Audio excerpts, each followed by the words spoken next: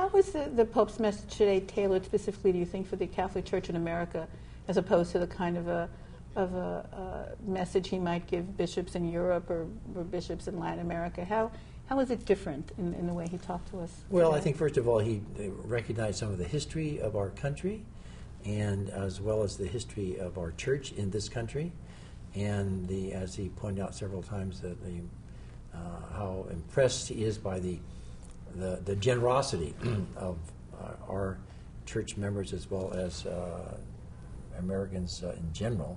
He talked about Katrina and the tsunami experience, etc., and how we responded financially to those terrible natural tragedies. Secularism, which he thinks in our country has a particular spin, shall we say, is not the same secularism in Europe and some other parts of the world.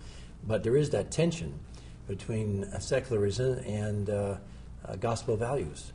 And that's always going to be there, I believe.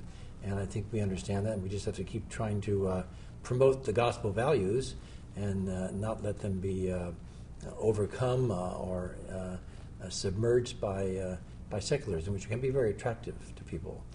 How do you do that when many American Catholics, for example, support things like stem cell research, support things like giving women a bigger role in the church, talk about whether priests should be able to marry, all things that the Holy Father is not part of the teachings, and yet they're things that obviously you as an American bishop have to hear from your parishioners, I'm sure. What do his words say about that to you, and how do you handle that?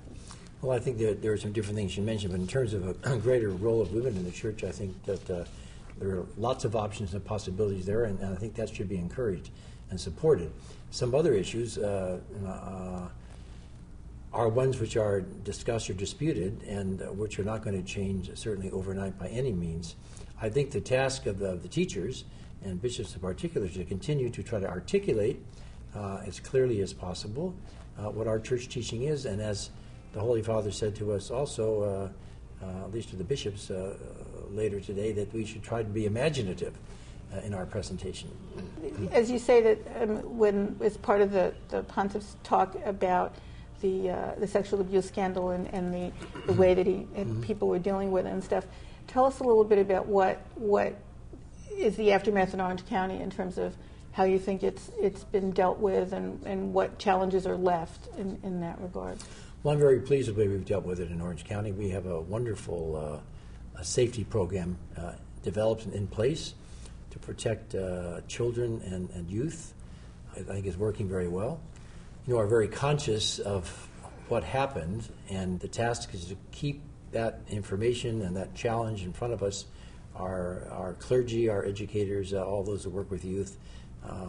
I'm quite pleased with what we have done in terms of protection, and hopefully this won't ever happen again. But then we can't guarantee that. Nobody can.